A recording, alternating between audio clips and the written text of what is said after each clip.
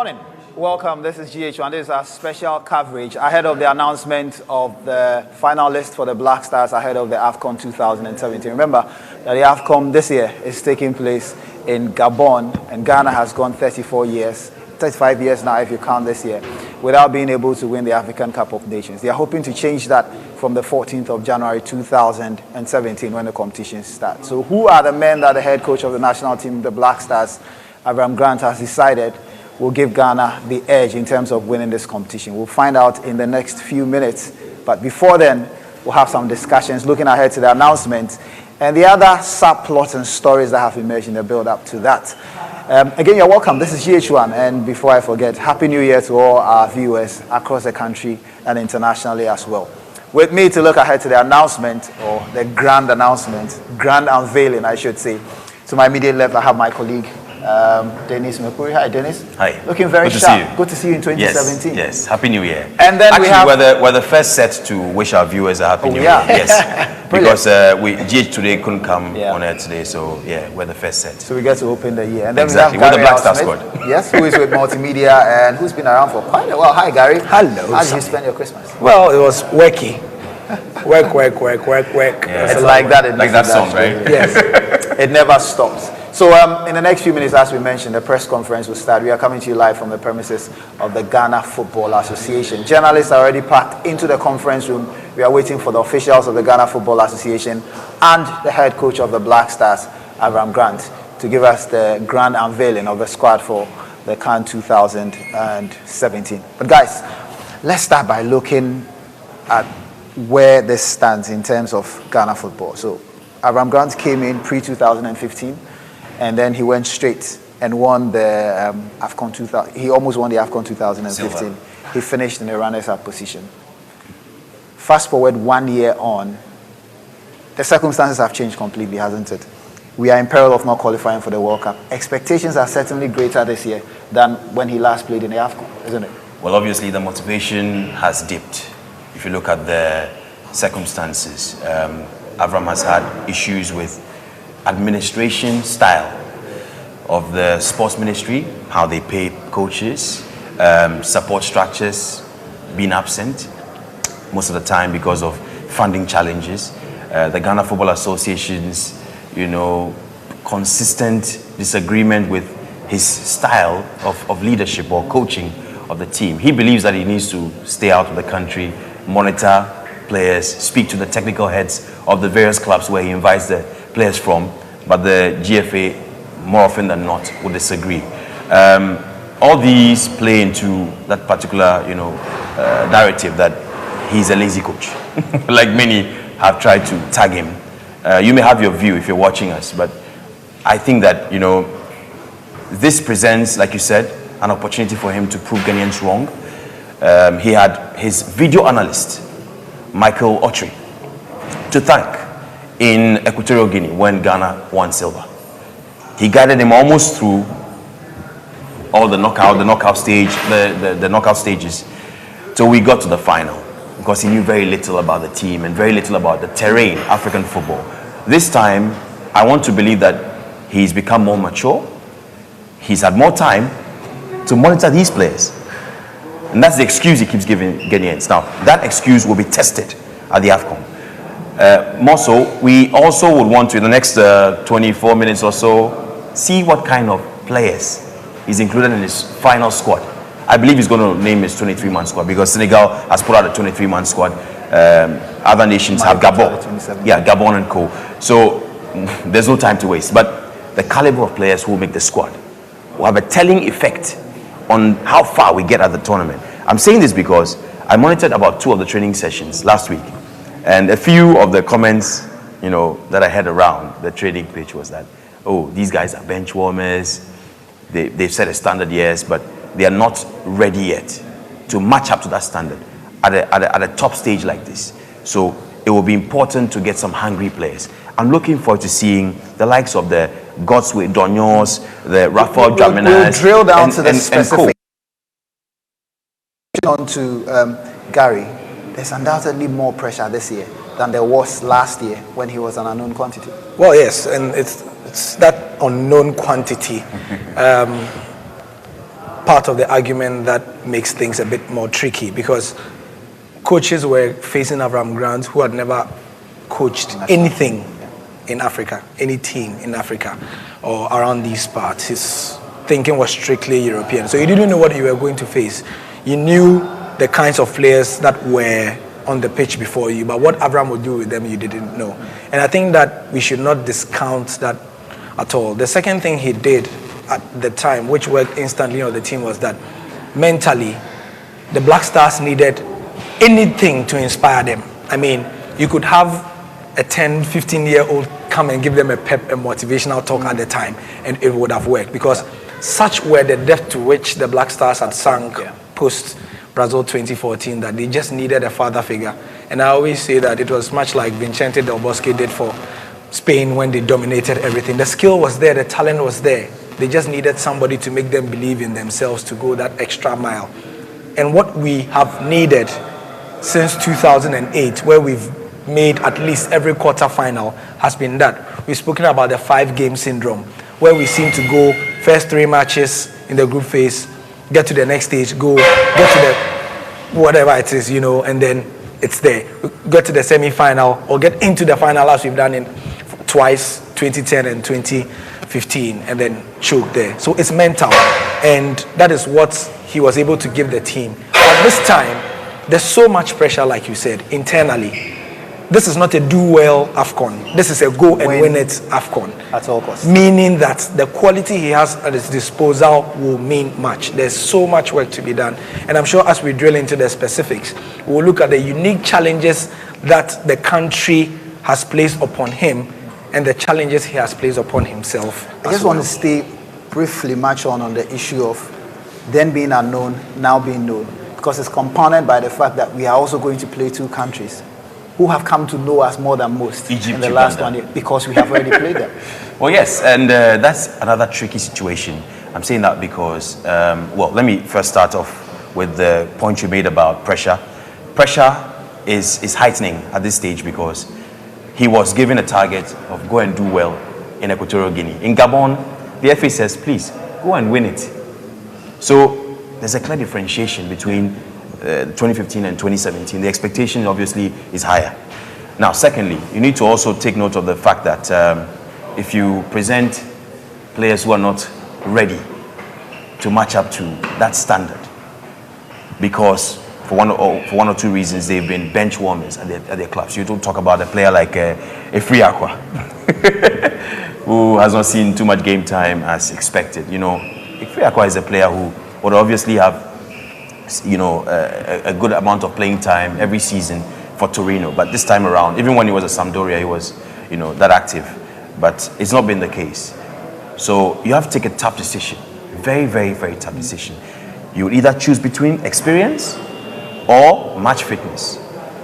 Readiness for the tournament is key to meet up to that particular expectation of go and win it. Both of us have in the last few years observed AFCONs. What kind of squad do you require to win an AFCON? Now, this is the background. Yeah. He didn't have the best squad in 2015. He got to the final. Where people like Kwesi Appiah and people were wondering, where is he coming from? He doesn't even play top flight football, although he was owned by a top flight club. What kind of squad would you expect him to name today? Are you expecting only players who play first team football or players who have done this before, as he mentioned? I'll tell you a little story before. Before 2015, we had a player who was very good, who, for all intents and purposes, was one of the best players in Africa on form, but he had precious little game time at club level. AVRAM Grant named him in the squad, and I was on TV on station to station bashing him for it. The player ended up helping Ghana into the final, obviously. Not just that, he became the player of the tournament. His name is Christian Achu. And he's exactly the kind of player that you need for an AFCON. You don't need a player who in the calendar year of 2016 been so great, but getting into that final AFCON stage, crucially, for some one reason or other, is not in form. You need a kind of player also that the coach trusts, because we've seen national teams, coaches keep taking players that they trust rather than players that conventional wisdom feels that they should take. In Ghana, we've had a couple of examples like Richard Kingston. We played him for several years when he was not capped. But I'll take you to a more controversial player. Aminu Dramani. Yeah. Oh, yeah. And you saw how he delivered. So sometimes the trust is important. You're looking at a player in form just at the right time for the AFCON. A player who the coach can trust, and also team unity. I think these are the three key things. As for the trust issue, you're looking at, and as we go, we'll speak about certain players. Yep, but the goalkeeping department, the Kwarase, and I know people have a lot of, why not Kwarase? But we have come to hear that AVRAM trusts Brahma, and that's it.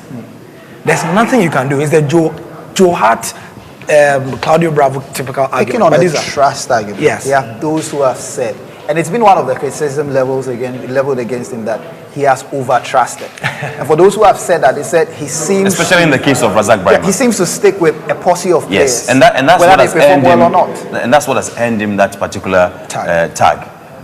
Template squad coach. I'm not sure if you've heard it. I've heard people say that, well, he's lazy, he just picks up the names. No, but how big an element in the final scheme of things is this ability to trust a set few players and think that they can deliver for you? Like he said, it's also about trust. Coaches issue out instructions and they know certain players can deliver. You understand? So they go with them because for them, for those coaches, these are my implementers. And when you look at the spine of every team, you talk about, like you mentioned, the sensitive areas, the goalkeeping department, the defensive, the center back, the stoppers. Then you have the defensive midfielder, you have the playmaker, and then the striker. So help me do a list.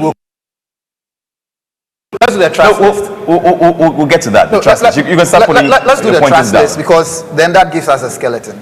On the basis of trust, who is a certainty for the squad?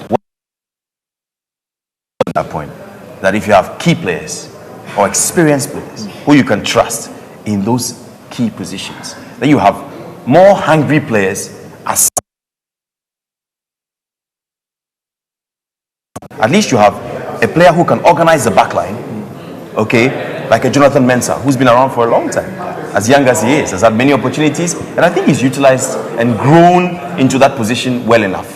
After Vosa got injured in 2013, after following the AFCON in South Africa, he's had opportunities as well. He's taken them. In 2010, he was at the World Cup, Jonathan Mensah. So this is one experienced player you can trust to organize the backline.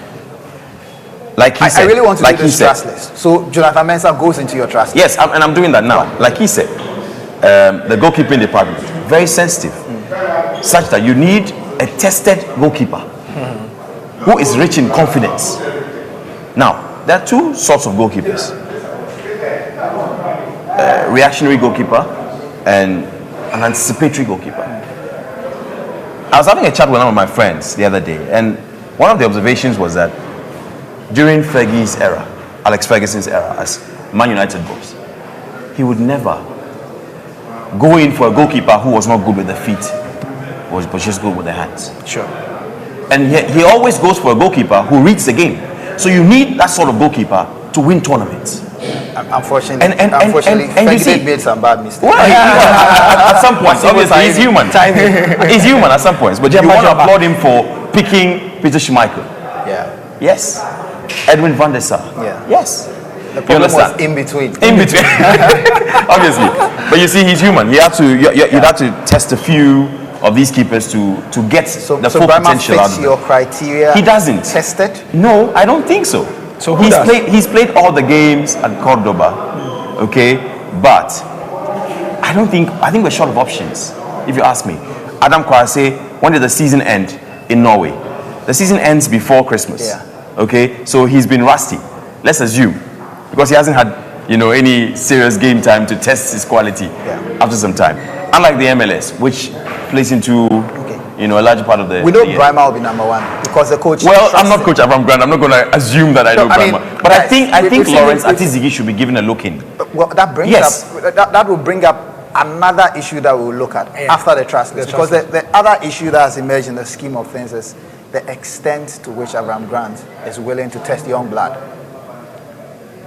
especially ones that have had the exposure that he has had in Austria with Liefering. Yes. But let's finish this trust squad. Yeah, on the trust level. So we know Brahma. Yeah. Coach trusts him. He trusts The Harrison coach Affle. trusts him. Do you trust him? I don't have Gary, the do you power trust him? to- Let's go to the defense. He Trust.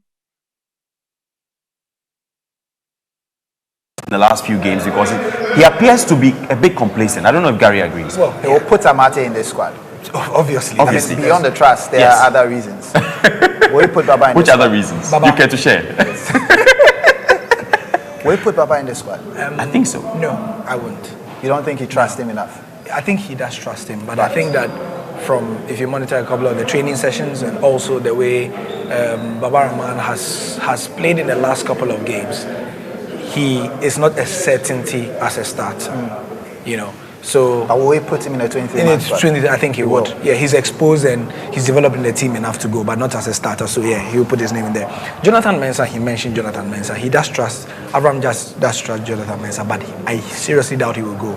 Jonathan has a serious injury with his leg, his ankle.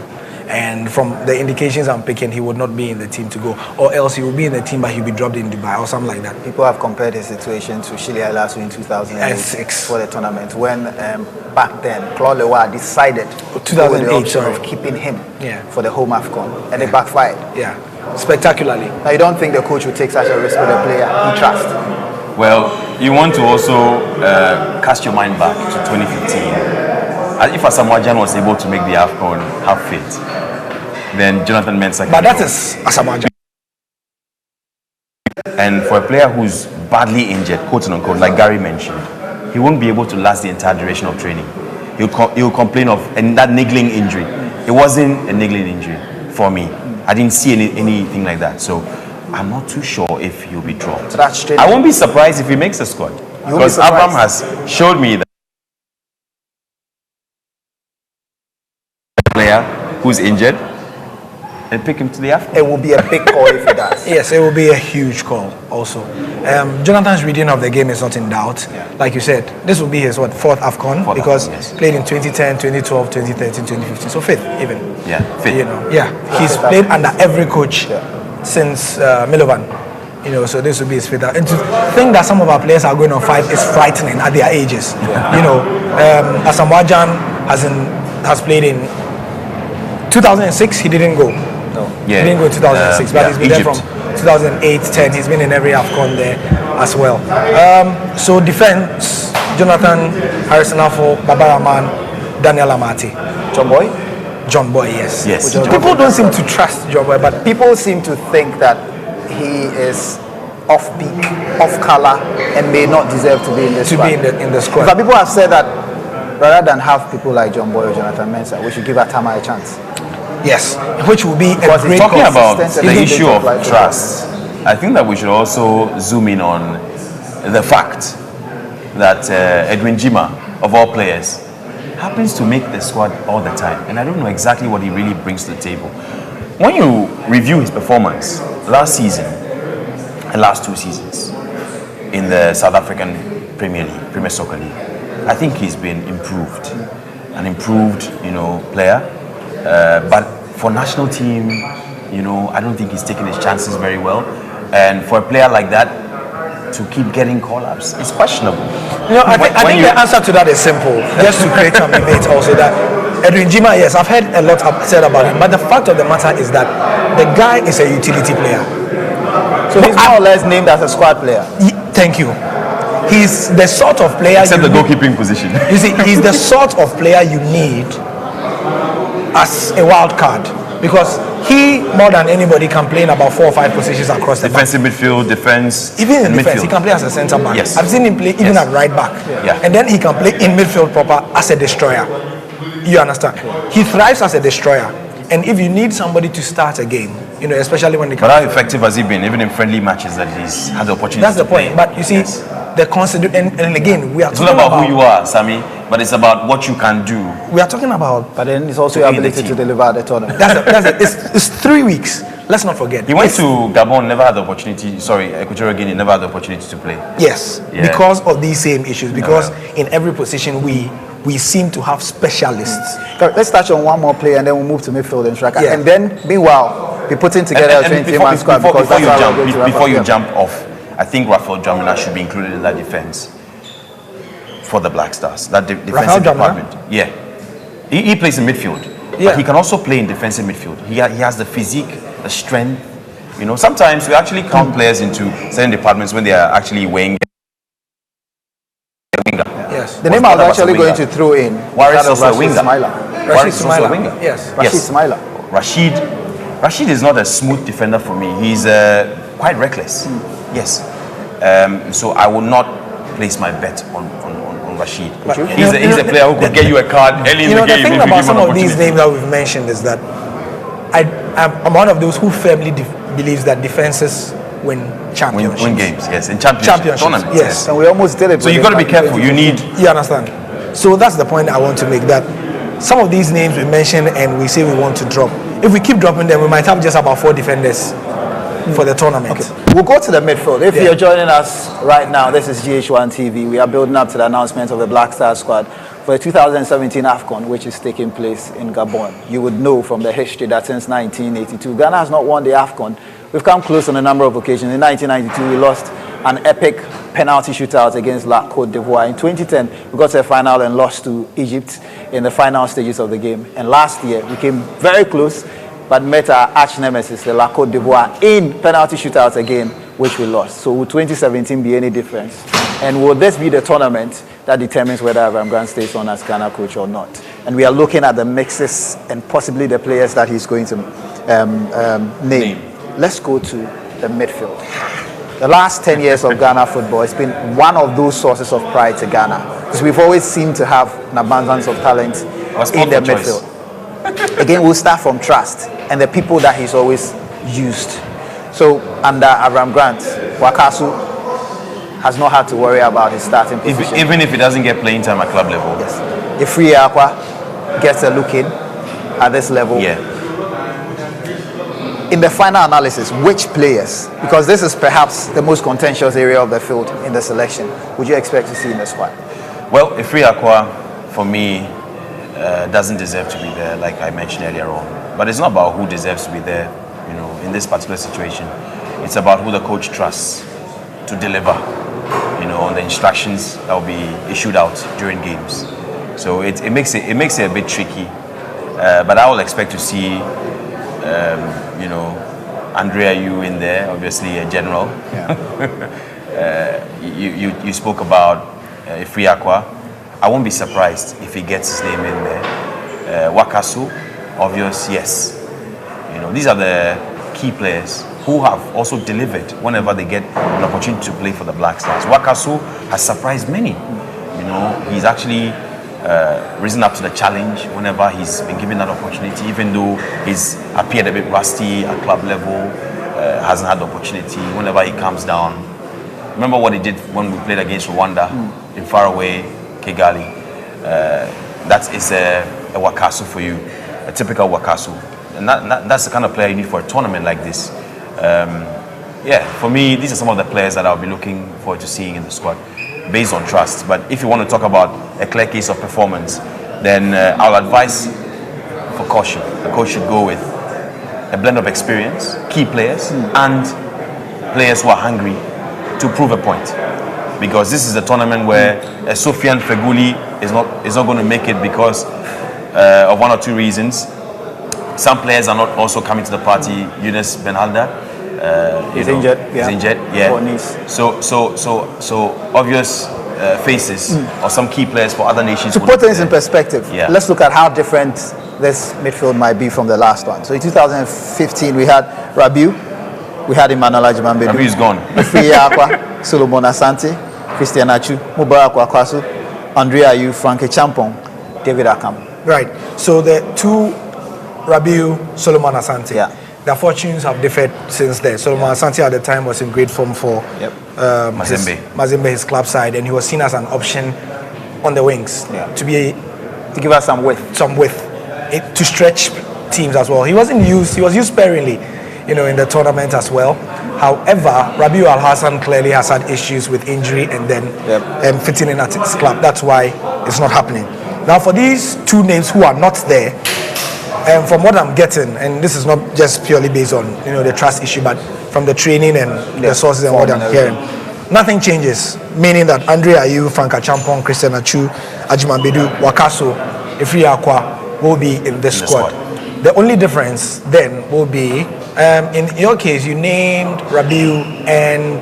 Actually, 3 people who I'm not expecting to be. Rabiu was in the squad as a midfielder last year. Akam was in there as well, and Solomon Asante. Yes. So if these 3 drop out, who will be the replacement? That's the point. Now, you're not expecting Akam to make it. One would. In this case, Akam would not be there because even if he were there, he would have been named as an attacker this time. Don't forget, he was named as a midfielder because of the players we had in the striking department.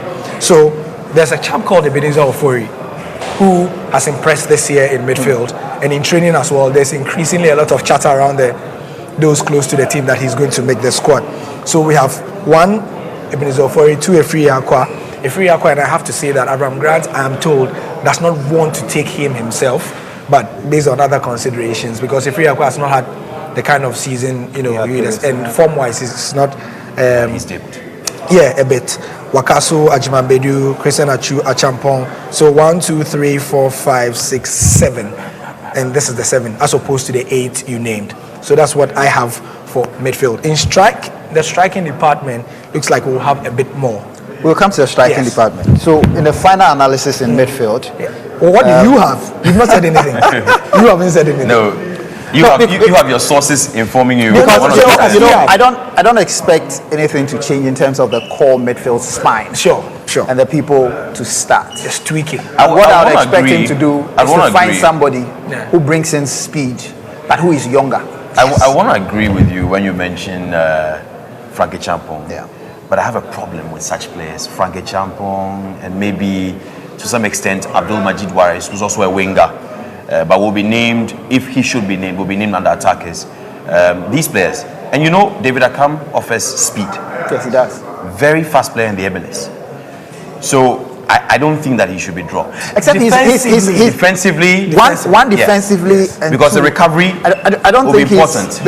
The challenge we've had with David is that for all his talent and all his potential and what he's been able to do at club level, he never seems to be able to impose himself on the team when he's in the Black Stars. When he's given the opportunity. And he's had quite a number of opportunities. It's not that he doesn't do well, it's imposing himself on the team. Sometimes it's not about the talent, it's about the dressing room, how you carry yourself, to eat the body language. There's a lot of influence there. It's called taking to the team like fish to water. Yes. Yeah. And creating a niche for yourself. So the coach knows that at any point in time when he throws you in, I don't think he's adapted very well to the Black Stars. And for me, that will be his undoing. That will be his challenge. That perhaps will be the basis on which the coach. And speaking of, before we leave the midfielders, what wouldn't we have given to have had a certain player in his prime? That player is him. See this man, Michael Essien. Yes. Well, he's not in his prime. He's not in his prime. And there have been many pretenders. Who do we have like him in the squad? I don't think we. I think that's the point I mentioned. We don't have training a one of perfect these. But for many years, people thought somebody like Free Aqua was It's a point I raised at one of these training sessions. That look, we don't have exceptional players in our squad. Let's face it. And even with the which might be a good thing. The little we have, which might be a good thing. Yeah, well, I know your reason for saying that. But even with that, there's so much pressure on them. So you need to find players who are ready for the test, have been grilled enough this season, have seen enough game time, and are just ready for the event. Frankie Champong is ready. But I mentioned a case I was actually going to touch on, which is the injury-prone players that we may have in our squad. And Andre Ayew is a leader and is crucial.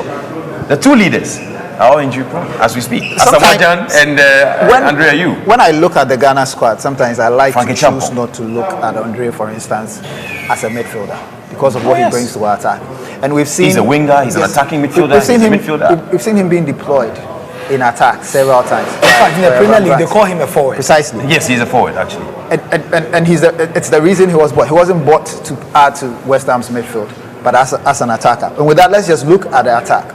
Because the overarching criticism over the last 4 years has been our inability to find a replacement for Asamoah Gyan. The conversion rate without baby jets of the options that you have available is not good enough. We become lethargic, not as lethal as we should be. In 2015, the coach took Jordan Ayew. Mahatma Otu. Mahatma Otu. Remember him? Yeah. As a squad player. Yeah. Asamoah Gyan and Kwesi Appiah. Just the three. Yes. Actually, 3.5. Asamoah Gyan was half fit. But eventually he came in and his goals proved crucial in our run-up to the final. Very decisive goals. There will be no Kwesi Appiah. Yes. There will be no Mahatma Otu. Yeah. Which leaves us with 2 strikers from the last tournament, which was Jordan Ayew. If you want to be and charitable, Asamoah Gyan. you could shift David Akam into the attack. So we'll have 3. And then we have one more to So add. guys, let's look at the attack, because primarily, also in our World Cup qualifiers, Waris. this proved to be our undoing. Our inability to put the ball at the back of the net. We'll have Waris, we'll have David Akam, we'll have Asamoah Gyan and Jordan Ayew. I don't think that we have the best of attackers. But, you know, based on their conversion rate, Asamoah Gyan has been injured for some time. You look at Jordan Ayew, how much has he been able to impact the campaign of Aston Villa in the Championship? Good question.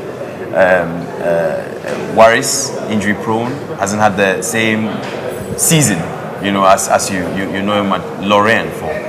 So this puts a great question mark on the kind of attack that could represent Ghana, and the options available to also replace them. So it's a dicey situation for the coach. We are where we are. You can only play with what you have. I would assume that he's having a headache at this point in time with the attack. Gary, is there some player from somewhere, a goal-scoring player that Nana you do not know was about? at training. I don't know if you saw him last week. He was at training. Nana Poku, many don't know him, but has had a great stint with the police team of Egypt, Etihad Shorta. Then he was sold. Now he's with Al Shabaab in the UAE. So players like that are known quantities and may be willing to fight a bit more if given the opportunity, because they are known quantities, and coaches cannot plan for such players because they don't know them. Unfortunately, if you decide to go with a template squad, because these are players I trust, quote unquote, which may be the case of AVRAM Grant today, and let me check my time, it's 5 minutes past 11, so pretty shortly we'll be hearing from him. That could also pose a challenge, because you mentioned Uganda, you mentioned Egypt. Hector Cooper has seen the Black Star squad. He's been able to plan for the team, and he's defeated Ghana 2-0. Uganda knows this team inside out. It's a challenge. So you need to throw in some unknown quantities to confuse the strategy of these coaches at tournaments. And like Gary mentioned, your defense wins you the competition. All right. Also, unknown quantities could win you the event. Because it could so much so confuse so the question is, the strategy of apart coaches. from what you describe as the template player, is there any player can anybody from somewhere? sneak into this? So like you say, again, we've heard about Raphael Dramina. We've mentioned, you know, I mean, Goswe Donyo, Latif Blessing. Yeah, but Donyo is not an attacker, is he? No, he's not. Yes, that's the point. So Raphael Dramina is an attacking extremely. midfielder. Think of Raphael Dramina as a stronger Christian Achu. Yes. That's, if you don't know Raphael Dramina, he plays in the second tier in Switzerland. However, he's very fast. He's a Lustenau. Who? Austria Lustenau, actually. Yes. Also very fast as well. Thing about him is that decision making can be a problem. And the reason AVRAM would want to take him is that if Asamoah Gyan is fit and Jordan Ayew were fit, he wouldn't use Raphael Dramina as a starter. He could even try to use Andre Ayew as a forward as well. But people like Raphael Dramina are those you put in the squad to give them some confidence going forward. And for a coach who has been accused of not leaving a legacy, we should look at this squad also as an opportunity. He would be looking at that, I know, as an opportunity to leave something, because he knows and we know that it's very unlikely that his contract will be renewed after this African Cup of Nations. I don't even think he wants to stay, to be honest. So, guys, you expect Rafa. You and I would definitely we'll come to Jazz. Ebenezer Asifua, this could be the tournament where he's deployed more. I don't think so. AVRAM. No matter. So the question is, he's not ready yet. When you talk about what does he need? Big match temperament. No, how many big matches have we put him in? The reason why I'm saying that is often we play two strikers on top. Sure. And so who are you going to pair him with? Jordan? No, that's what when I'm you saying. have an unfit Asamoah Gyan, that creates a challenge, because often what you see coaches do is that they put the inexperienced player in there and pair him up with an experienced player. In the events that Asamoah Gyan to organize that department. Hold on. In the event that Asamoah Gyan is injured. Is injured. You have little options. No, you don't. Very few options available. If you take the squad, a squad of a certain kind of player, what does Jordan Ayew offer you? He offers you width because he's able to play on the wings. And some extent of hold up play. Of hold up but in truth, in defense of Asifua, apart from Asamoah Gyan, yes, and indeed apart from the speed, he perhaps is the player who offers the most goal poaching threat in terms of his ability to dispatch the ball. Yes. Yeah, because he's an out-and-out striker. Yes. Precisely. Yes. So, just to wrap up, who gets into this forward line? We know Asamoah will be there, Jordan will be there. I expect Warriors to be there. You expect Warriors to be there. But my fear is that he could get injured at the tournament. Well, that's when we go to the tournament. They've gone through their physical thingy last week as well. You keep mentioning Asifua. Is he likely to make it? Yes, I think he's so that likely to make it. It becomes Jordan, Asamoah, Warriors. He will be the Matt Mautu at this tournament. No, I actually think that... And I have reasons for saying I know he will make it. There are other reasons. Okay. Okay. So I'm seeing Asifua, I'm seeing Jordan, I'm seeing Asamoah Gyan, I'm seeing Waris. Now, and Samuel Tete. Look, Samuel Tete may be deployed as a midfielder because he's a winger. Grant has to be short. Because he's a winger, if he may be deployed as a midfielder. Tete, because this guy, what hasn't he done? That's what I have to say. In the past, I mean, in the calendar year under review. Calendar year, and then extended to not just the 12 months, but 18 months. He's played in almost every national team level in that time and delivered. More importantly, at club level, he's doing it. And we saw him in the satellites. He played for Wafa. Did very well in the Premier League. Yep. Scored a lot of goals before he went outside the country. As when he played on the wing. But the funny thing is, in the end, we are looking at more strikers than I think there's space available. Something has to give. He mentioned Samuel Tete, but actually he fits into the midfield because he's a winger. And that actually creates more options for, But in the past, in the Black Stars squad, he's always been named as a forward. Well, yes, I'm aware, but I'm saying things might change this time around because he's a typical winger. He's deployed as a winger.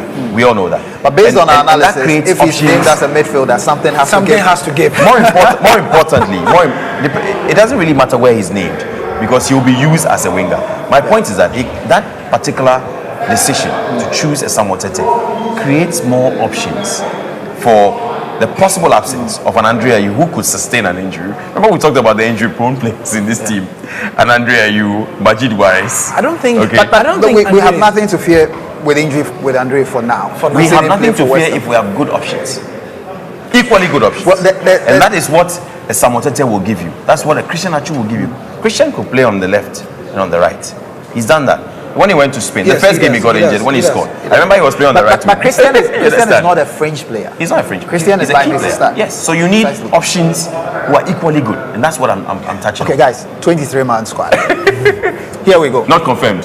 Not confirmed. This it could be a provisional list. Based on what it could we be a provisional list. No, but what we are going to hear today is a 23-man squad. It should be because there's no time to waste. But that has become the tradition in Ghana. Don't be surprised if you hear a standby list. A standby list. Exactly. So let's in case someone gets injured in Dubai. Yeah. So let's just also tell our viewers that the deadline for CAF for every country is the 4th. Yes. The 4th of January. Okay. Which is Congress Day. When you say the 4th of January, it creates the impression there are a number of days left. Yes. So many days left. What we are talking about is the deadline is on Thursday. Is it 2 days? The 4th of January. The deadline is in 2 days. It's in 2 days. So we have roughly 48 hours after naming the squad to submit to CAF. And that is why he cannot name a provisional list. Okay. That's why he will name a final squad. I have no doubt. It was always going to be a 23-man squad. Right. So let me name my 23. Your 23-man squad. All right. And based on your source. No. No, carry on. I'm interested. So I'm basing this list based on the training last week. Okay. Based on what I think is, our opponents and what they offer. Yeah. And but if we touch on the training last week. Well, let's just break in quickly and mention that AVRAM Grant, the head coach of the Black Stars, Kwesi Nyantichi, the president of the Ghana Football Association, are just walking by. I'm waving to AVRAM. Hi, AVRAM. Hi, AVRAM. Hi, AVRAM. Want to say a few words before you go in? No, I'll let them see your face. Well, so AVRAM just walked into the press conference room, and the press conference will be getting underway in just a bit. So we'll just rush through this. So 23, right. Okay, Razak Brahma, Fatah Dauda, and Lawrence Atizigi. I will not take Richard Ofori there. Harrison Afo, Baba. Hold on. No question, no Richard Ofori for you. Yes. Yeah. Because isn't it? No question. Before anybody has my head. Kwarase, because he's unavailable, he has not responded to calls to come for the training. Yes. Okay. Harrison Afful in defense, Baba Rahman, John Boy, Rashid Sumaila, Nuru Sule has been impressive in training. He has been one of our best players in training. Nuru Sule is a locally based player. Yeah, his name has come he's not up. actually. He plays in Turkey now. He was with Hearts of Oak. Heart of Oak, yes. Yeah. So he's developed over a period. Yeah. Daniel Amate, for obvious reasons. Ebenezer Foye, Efri Yakwa, Mubarak Wakaso Ajuman Bedu, Christian Achu, Frank Achampon, Dede Ayu in defense for me. Asamoah in midfield. Asamoah, Jordan Ayu, Rafael Jamna, Ebenezer Sifo, Majid Waris, Latif Blessing, and Samuel Tete. Can I take your list? Can I just say something small about Latif Blessing? And I suspect he might not make it. I don't know how he has a contract he has to seal. But I have to tell you that between the problem for some of the local players is between September and now, they've not played. How much fit are they? How have they kept their fitness? Because our training, the coach will look at all these things. You're 23 months back. He mentioned Fatau Dauda. Definitely not. Razak Brahima, Richard Ofori, and Lawrence Atiziki for me. All right. Defenders, Harrison Afful is definitely going to the AFCON. Baba Rahman, yes. John Boy would definitely be there. I won't be shocked to see Rashid Sumaila. Nuru Sule is in great form, so I'll expect to see him the Daniel Amate. I'll give that to him. Ebenezer Ofori has been good, and he's an attacking midfielder, so I won't be shocked to see him there. I think that Rafa Jamina should be in this squad. Goswe Donyo is not ready yet, but it would have been lovely to see him there. Latif Blessing should be in the midfield. Okay, guys, we have to cross over. In the next few minutes, we'll know whether your call was right or wrong. And we'll get the opportunity to analyze what the coach is putting ahead of us. Sure. All right, so we'll cross over to Ibrahim Sani Dara.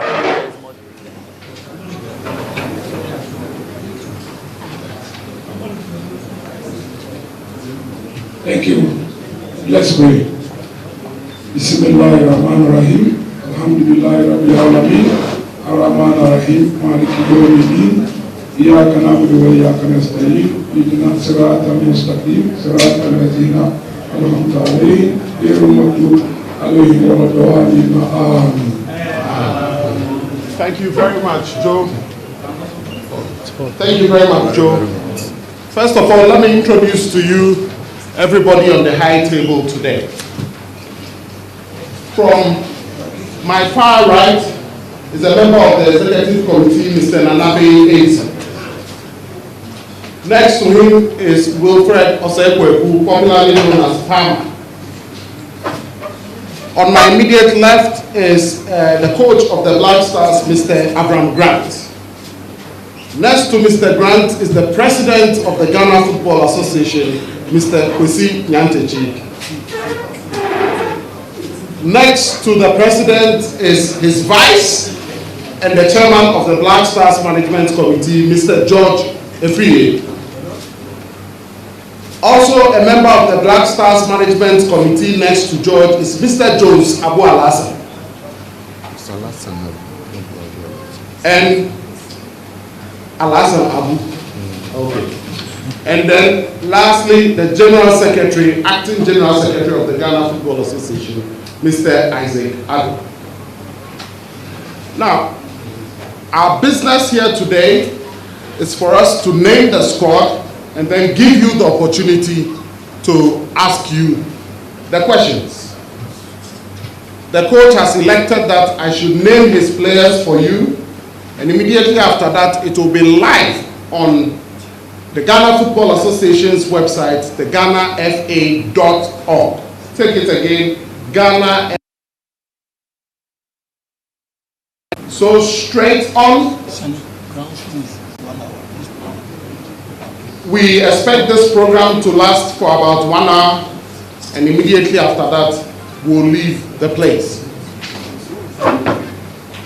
So straight on, let me start naming the players.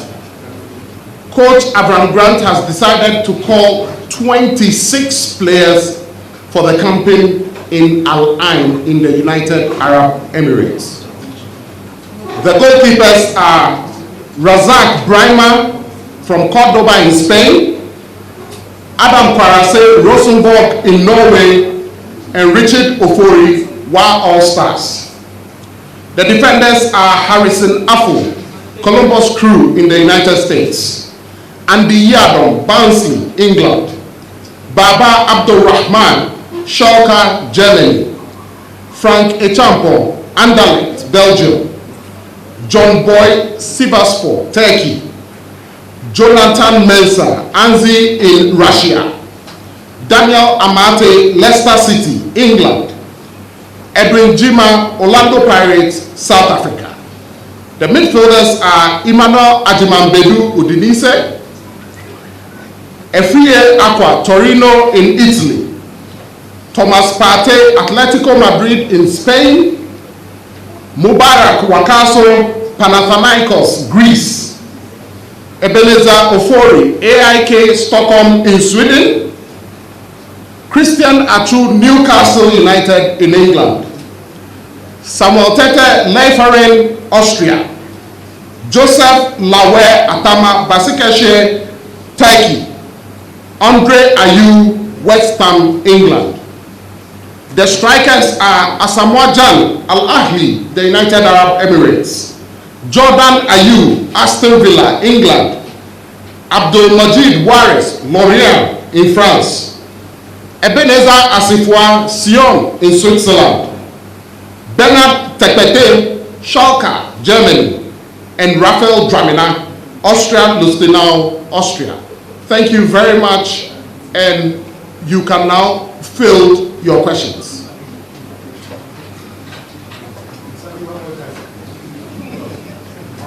We'll distribute the list for you. Don't go over. It's okay. We'll distribute the list for you. Bossman, if somebody can help out, please distribute the list.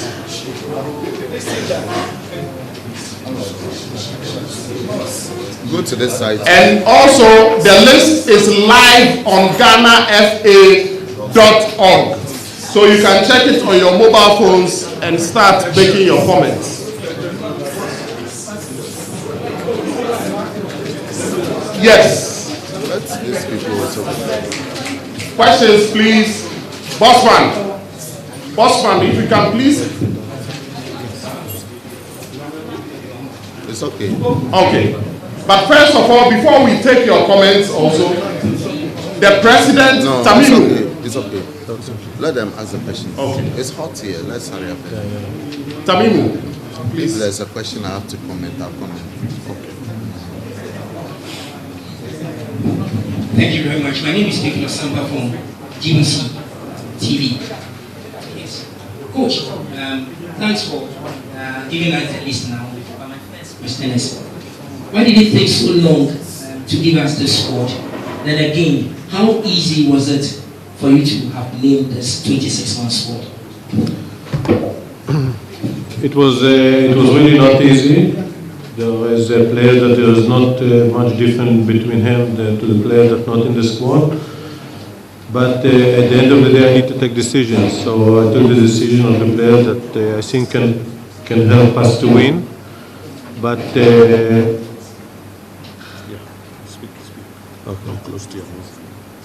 But it was not easy. I need to think about it again, and also deal with some problems. But this is the final squad, and from this 26, we'll count 23 players in Gabon. Thank you very much. The next question, please.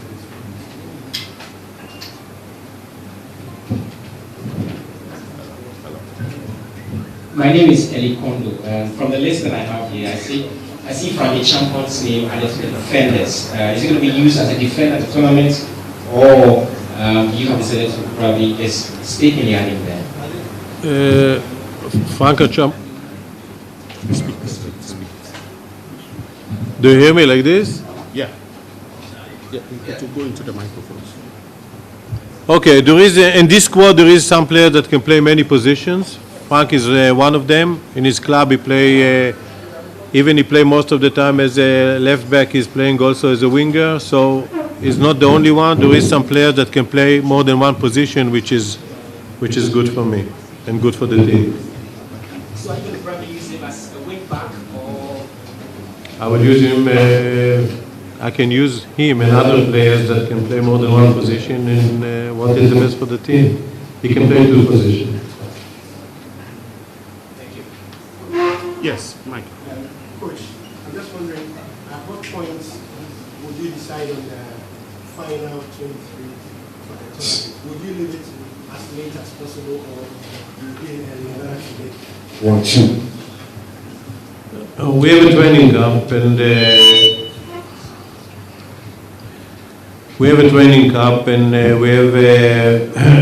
and we can see the players one more time. I have in my mind, of course, favorite players, but it's still open for everybody from the 26th. So this is why we have the training camp, to see everybody once more. But that will be on the 4th. the date? Fourth. The date. Let me explain to you. Michael, the final date for submitting the list of 23 is 10 days to the start of the tournament. The tournament starts on the 14th. So on the 4th of January, that is on Wednesday. Am I right? Yeah. Midnight of Wednesday is the deadline for the submission of the 23 match, and that's when the coach will present the list for us to submit to CAF. I'm allowed to ask a quick follow-up. What's the injury situation? Our understanding for much of the league has been a few question marks on some players, Jonathan Mensah in particular. We all know the history of going to the stuff sometimes with players who are necessarily good, some have some injection come the time. Do you have situations in the team where they make out so much specific players, or he's taking a squad with a clean bill of health? We didn't have players that cannot play. From my opinion, all the players that we took can play.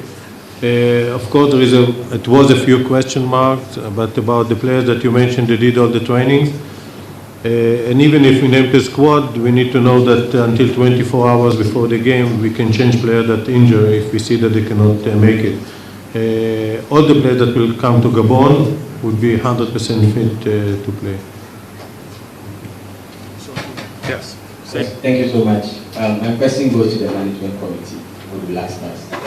I want to find out if it makes economic sense to decide to go to Dubai to name the final 23 squad when we have barely 48 hours to the deadline for naming of the final squad for the AFCON.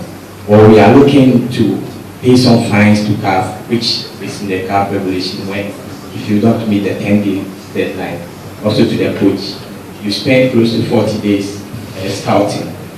Are you saying that was not enough to name a squad? That's it, or that will be enough to win Ghana the AFCON come the next tournament? Thank you.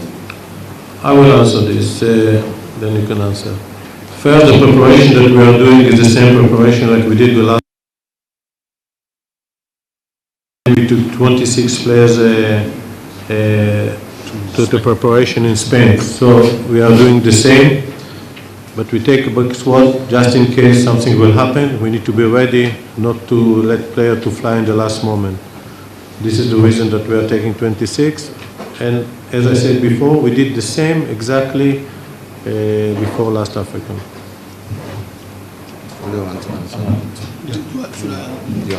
Well, Silu, I don't know what you mean by economic sense. Well, we still have the team leaves here tonight. We arrive in tomorrow. The next day, twice. So for 3 training sessions, for me, I think that if that will help the coach to name his final squad, why not? Apart from that, like you rightly said, he's still monitoring some few injury situations and all that. And so for us, I think that it's okay. And this is not the first time we've done it. Last 2 years we did the same thing.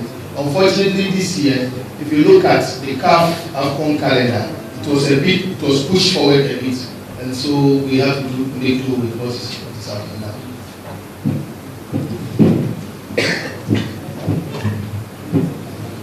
Yes, gentlemen.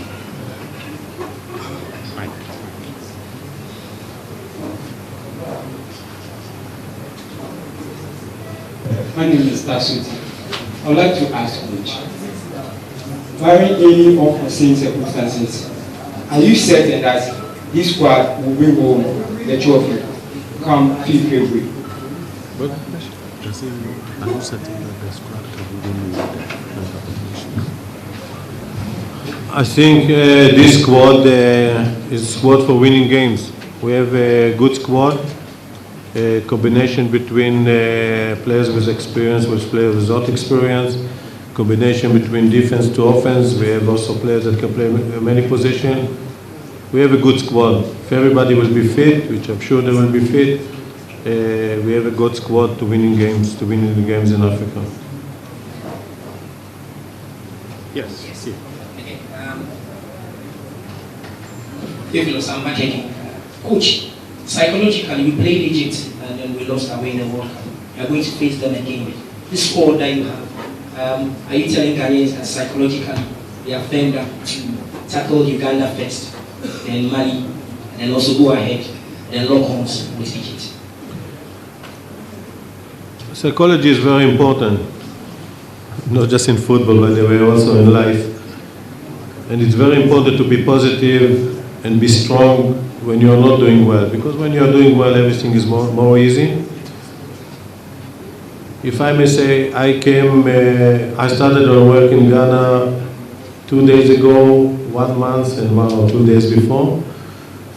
And I came after the World Cup when the psychology was not so easy.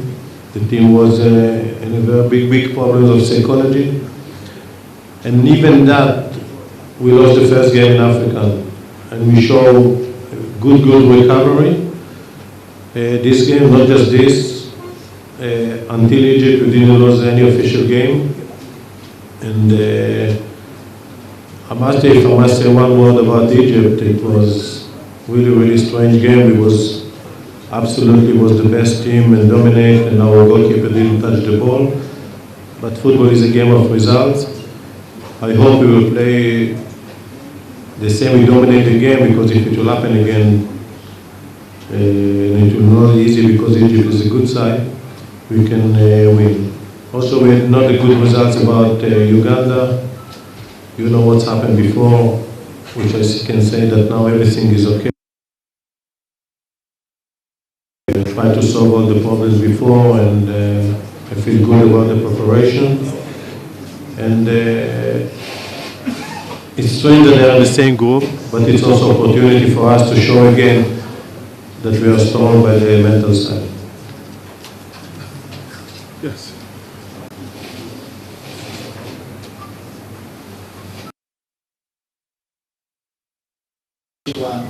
Happy New Year to everybody, Coach.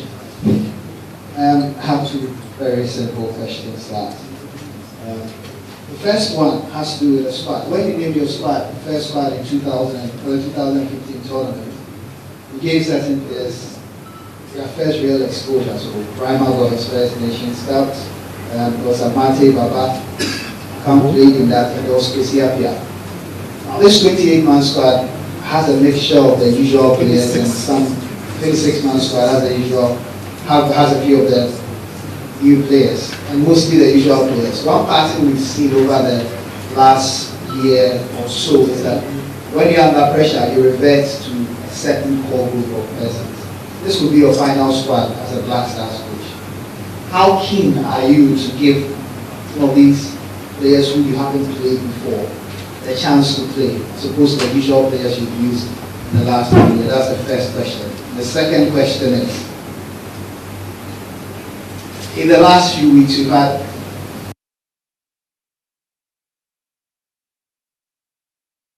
a player complain about the extent to which agents and officials influence the decisions of coaches and the players they select. They brought up to naming the squad. To what extent has there been actual or attempted influence from the people sitting around you, agents, and many other people, in the naming of who plays for Ghana at the AFCON 2017? Thank you. What was the first question? Forgot the first question, sorry. Are you going to give a chance to the pool? Are you going to give Okay. First, about the second question, you know, I didn't start the football day one. I must tell you that nobody tried even to influence me. Maybe because they think that I'm in the age that it's difficult. But I can tell you that nobody even tried to do it. So,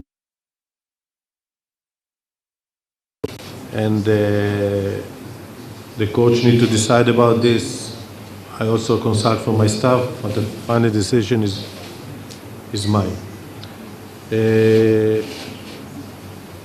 For the first question, when I came to AFCON, we said that we are building a new team. Most of the players, they started to play in last AFCON, or they become key players in AFCON, except 2 or 3 that was before. So this is a team that built to be also in 2017. I think also even more than that.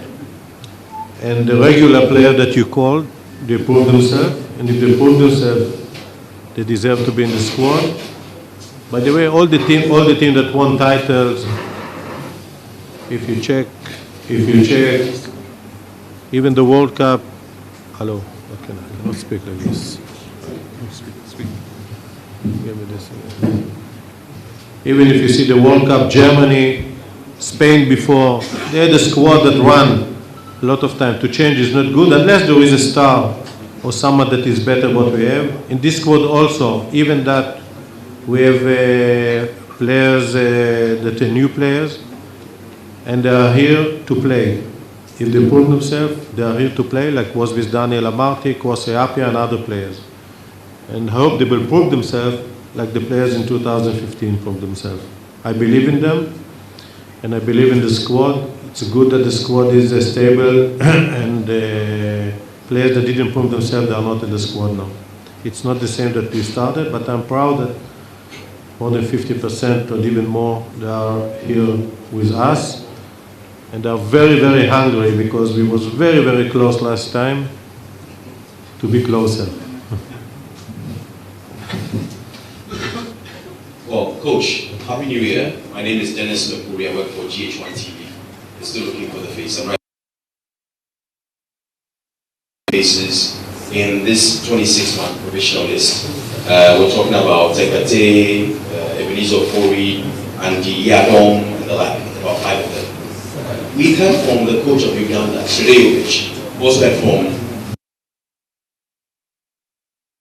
very familiar with the tactics and your lineup as well, which many have got template squad, template lineup. Are you going to be influenced one way or the other to change your approach and the list of players you present for those games, because the coaches may be familiar with your squad as you have faced them in the World Cup qualifiers?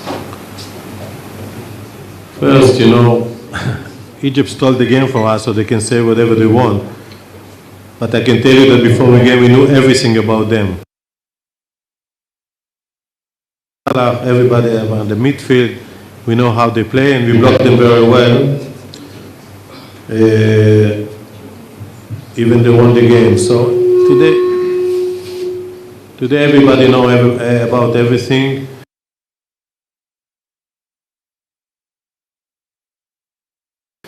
It depends how you do it.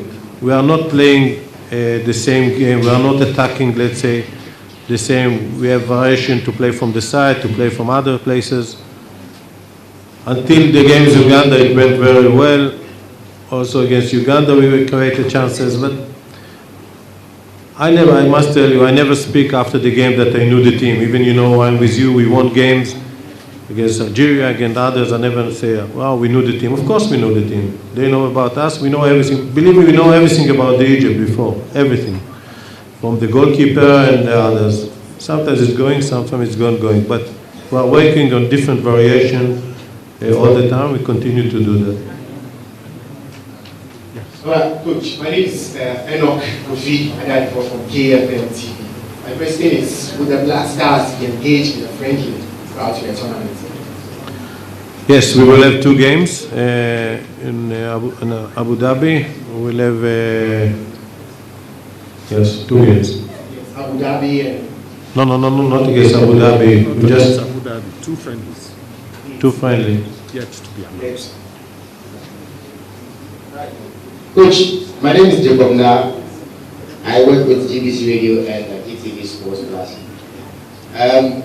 Coach, I remember when you were introduced to us this very conference room. So far, We've seen that it's very long, but it has come to here. You have weeks left on your contract, if not months. Coach, I want to ask you, after the end of the tournament, if you are given a contract extension, will you accept it? And if you are not, how disappointed will you be? My only concern now is to win the African Cup. It's not easy. First, we have a very, very difficult group stage, and we want to do it. I did everything in my power that it will be to help Ghana. I really, really like it here. I like the people. I like everything around.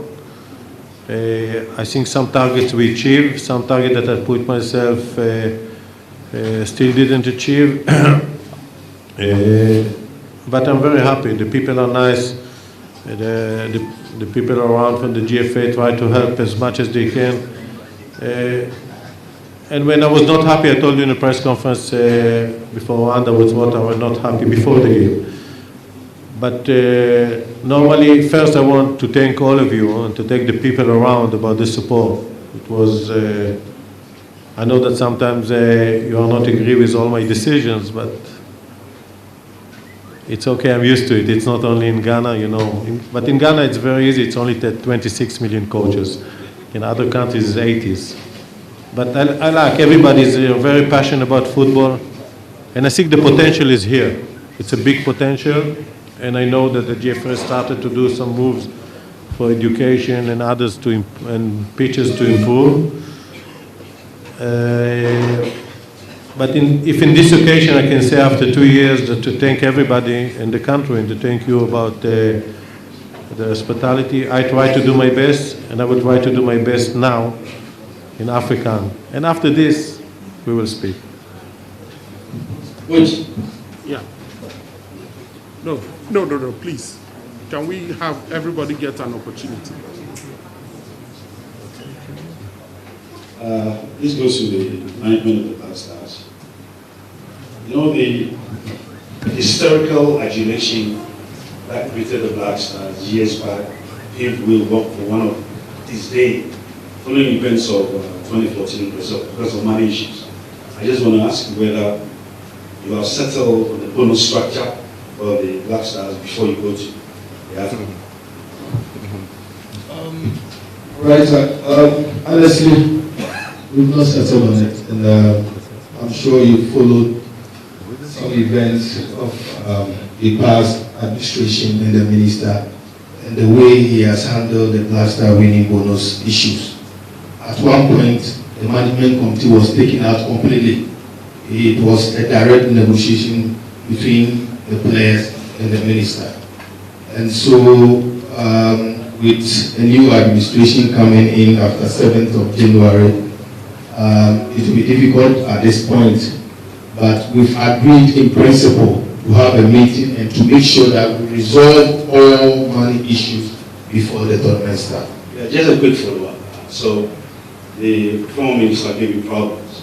I said that he was handling money issues without the BLACKSTARS management committee. So, are you guys happy he lost the elections? Sorry, I'm not. Yes, Benedict. You should have asked him whether he is happy. Right, are you happy he lost the election? Yes. So that's our answer. Yeah. My name is Benedict from Joy FM. Winning the African Cup to go beyond what happens on the pitch. We need good relationship between players and also management and the coach. I want to find out from the management, because some time back we heard that you didn't want the coach to continue the job and that some names came out. Do you have the best of relationship with the coach to ensure that as we go to the tournament to win? When you said that you heard that we didn't want the coach and names came out, can you be specific and point out to any management member who said that? There were talks that management wanted the coach to go away. I'm saying that, can you be specific? At least you have the money, I'm here, Mama is here, and can you be specific? It's not about rumor. Did you ever hear a management member on radio saying that? So if you can point that, then we can move. But based on what we heard, and I can't Is it rumor? No, You want me to respond to rumor? I can't disclose my source to you, and based on what we heard, that management did not have good relationship with their coach, and that you wanted him to go. Obviously, some names even came up. That's why I'm asking. So Listen, I don't think that you are being fair to me. You cannot disclose your source, but you want me to answer to your source. That's it. Well, let me make it simple. We have a very good relationship with the coach. The coach is under contract. I'm sure you are all aware that Coach AVRAM Grant signed a contract with the Ghana Football Association for 28 months. I'm sure the contract comes to an end somewhere maybe February. And for now, he's the coach of the Black Stars. He's taking us out from the focus. It's AFCON 2017 for now. Gentlemen, yeah, Tabimu, when is done? I'm Vincent from Kesben FM. Coach, I want to ask you, as you going to the tournament, Ghanaians are expecting you to bring back the trophy. What are you also expecting from the Ghanaians? I want to say that it was like last time. If everybody needs to be together until the end of the tournament, no matter what will happen. It's supporters, media, I know that it's not easy, and of course, me, the players, and the management. We did it well in the last tournament, and we lost by 22 penalties. That was lucky, and we want to win. But we are not the only one. There is a lot of good teams now that are coming to the tournament. I think there's not much difference between the big teams. So the difference will be spirit, of course quality, but the quality is more or less the same as far as I know, and tactics also can close the gap, even if it's not a big gap. But if you can name by yourself at least 8 countries that if they win it will not be surprised. But we want our ambitions, but first we need to win these tough group stages, and which is not easy. But we did all the way from here also to please the people. I say again, I'm meeting the people in the streets. Very nice, very supportive. I meet some of you also, nice supporters. I say nobody can need to agree with me. I sometimes don't agree with other people. But I will do my best that we will do it. Any decision you need to know of the coach about the squad, about the starting 11, about the substitute. It's not an easy decision. It's easy to sit from the side and say, oh, we need to play. And I call it in my lectures, Sunday's professors. After the game, everybody knows. When the player didn't score, why didn't change it? It's normal. I say it also the same when I'm outside. So I say, why you didn't tell me 20 minutes before that he will not score the last 20 minutes? I will take him out. So I don't have easy job, but I like my job. And I like my job here in Ghana. I like the passion here. So I expect the same support that we had last time. It was really touching after the tournament, during the tournament. And we will do really, I can promise you, all our best. And I think you don't have any complaints since I'm here that the players that don't fight. They will give everything for the team. And we will go positive. And I hope we will do it. I believe in this team, and I believe in the people around. Thank you. My name is Torben. I'm from Denmark. I have a question for you, Mr. Grant.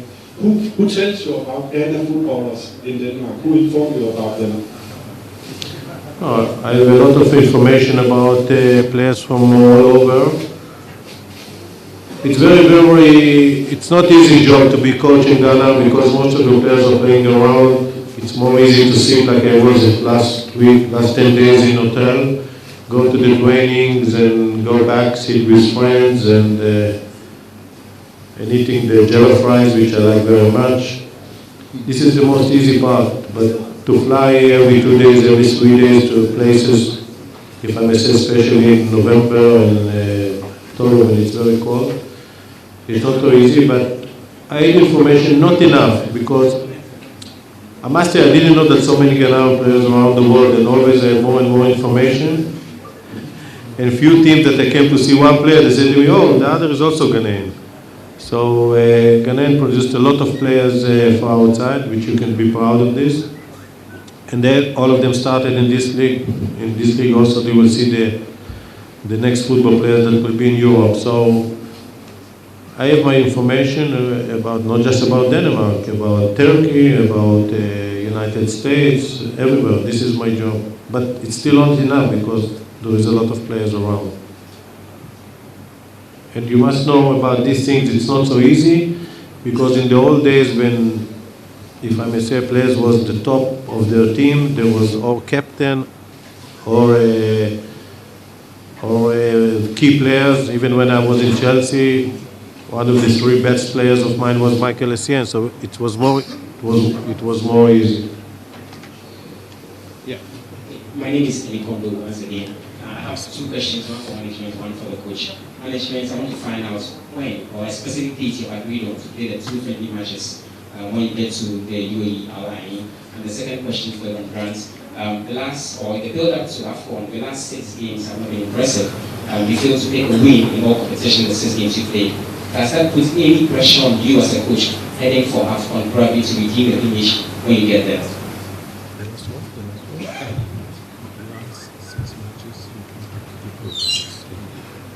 Eli, on your first question for management, the president will give an address after the coach has finished, so that will continue. Thank you. First, we always analyze our game, and always, even if we want to be better. In the last 6 games, a few of them was friendly. I must say the 2 was important. One is against Uganda and one against Egypt. Those 2 games we dominated completely the game, but we didn't score. So I'm working about solution. I think we found some solutions about the squad and some solution about the way that we are playing.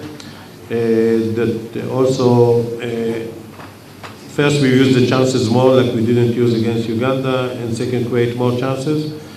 But the thing about creating chances, we're in a good position. We are not using the chances so well. But I still think about this, because in the last 2 official games, I'm not used to it. First, Egypt is the first loss after Senegal in the official game. It's given me a lot of. It gave me a lot of. I need to think about it, and believe me, I'm thinking about this. About pressure, I'm in football a long time. Without pressure, there is no, when you win, you need to win the next game. When you lose, you need to recover. There is a good pressure. Of course, it's highest pressure because first we expect ourselves to win the game. And we are going to Africa to win. We are not going to do anything else. And I think it's good pressure. It push you. I know that there is some people, players and others, that under the pressure can kill them. But we want to take the pressure to the positive side. And I hope all of you also in life, you will be positive when you are under pressure. Thank you. We'll take the last 3 questions. And I'm sorry about this microphone. Microphone. Last 3. Tamimu, Gary. Gary, Nabila. Yeah, Gary, go ahead. Yes, press conference, we also didn't have a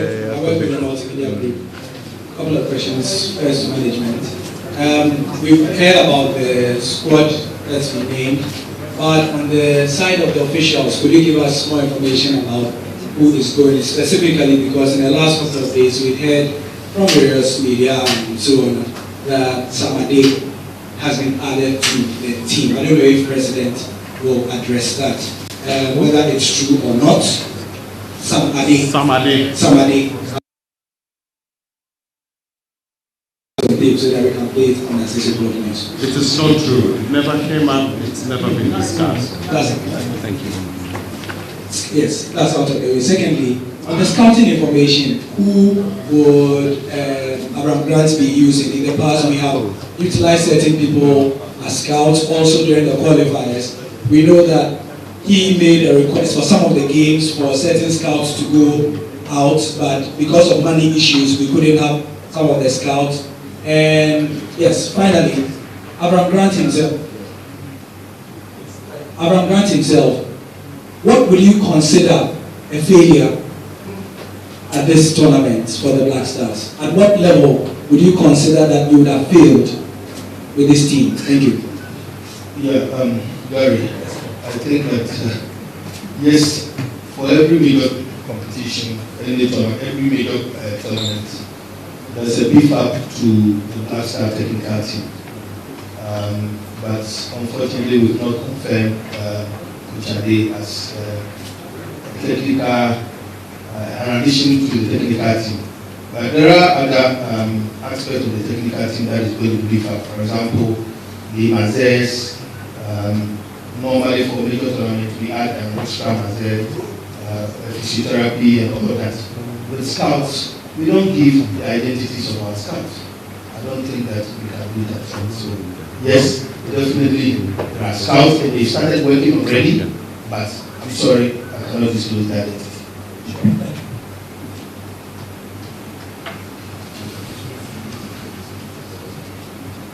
Open it.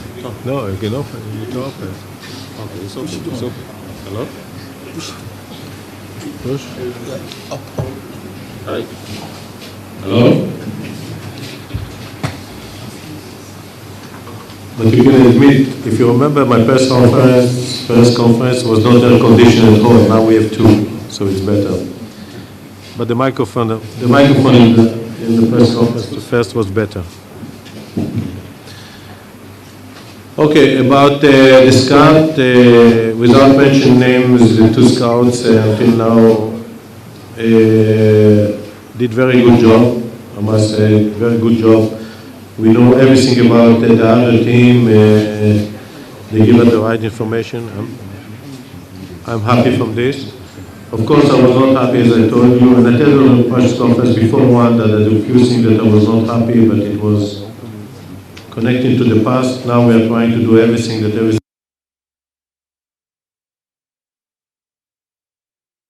Came to a game, I need to think about everything that needs to happen. What's happened if you start like this? What's happened if you do like this? What's happened if you will be 1-0 losing, 2-0 losing? What happened if you will win? But before tournament, I'm not thinking about failure. I think only about positive, how we will do everything to win the game and prepare to any situation that can happen on the pitch and off the pitch. And I think we are preparing for this, so we will not think about what is failure, what is not. We only want to think what is about success. The last two questions, young man in blue and then the bald man. Young man in blue, yes. I am Mukau Abdullah, Vice at one. Coach, I'd like to find out from you, from the list we have here, there is no outward local player. What was your reason for not naming any local player? And the other one was the management, the custodians of Ghana football. How disappointed are they to the extent that they organize the entire competition and no local player is deemed good enough to represent the country in the tournament?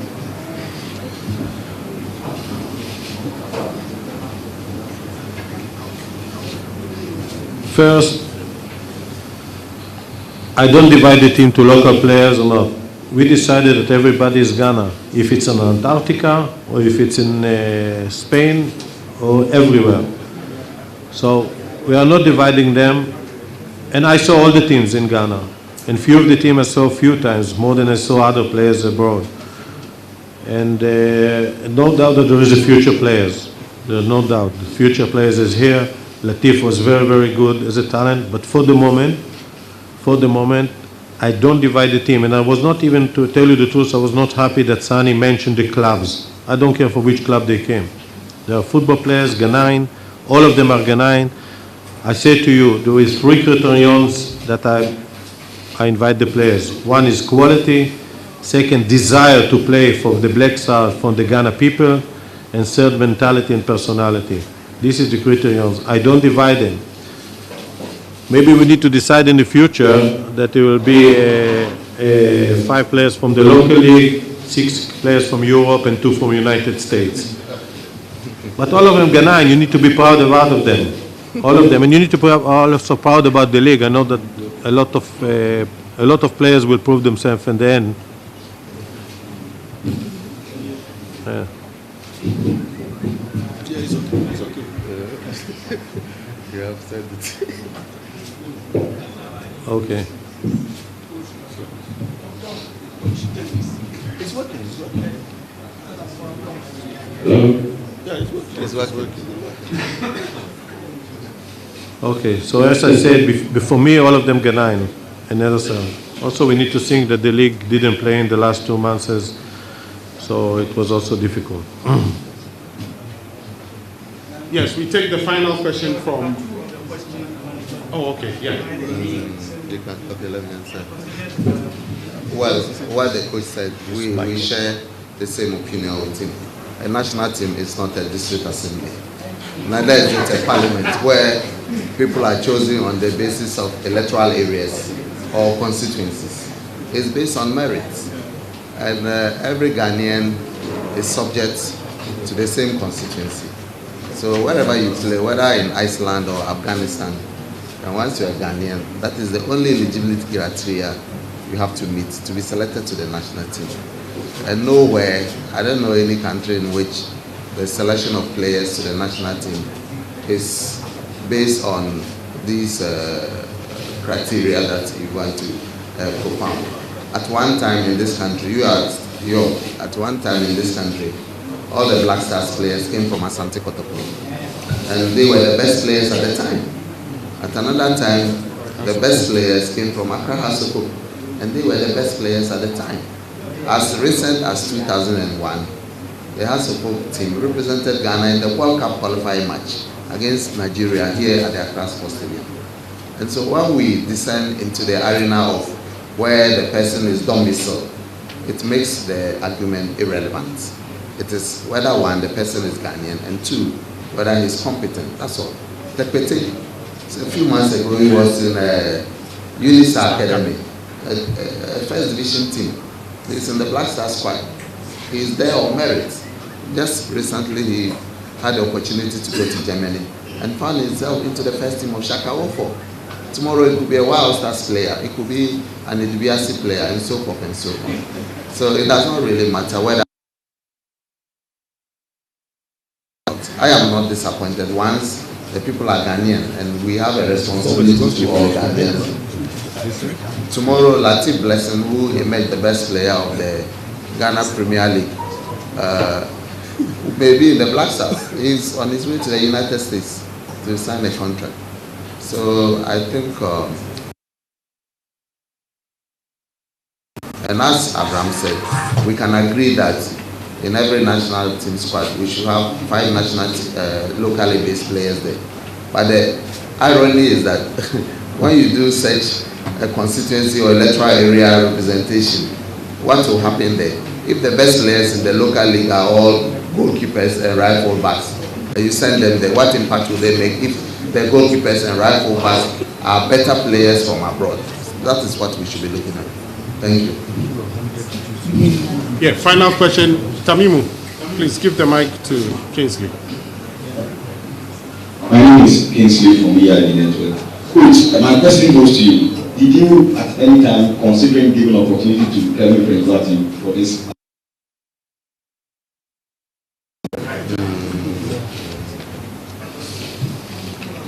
I will answer you.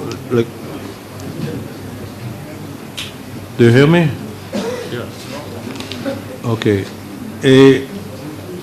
I'm asking you. I want to concentrate only about the players that are coming.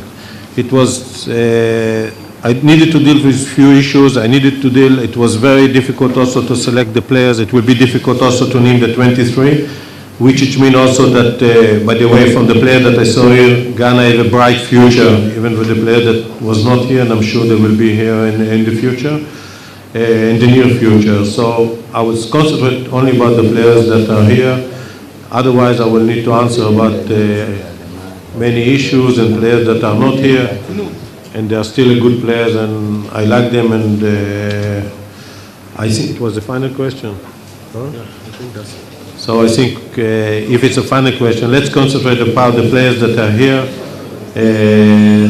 I can say again, we will do our best, and really our best, to perform well, win games, and make you, all of you, and the country proud. This is my goal. This is I'm here, and I say after 2 years I love this country, so I want that the people will be happy. I will do my best. Thank you very much, Mr. AVRAM Grant. Now the President of the Ghana Football Association will give us the full program of the team as they leave tonight. President.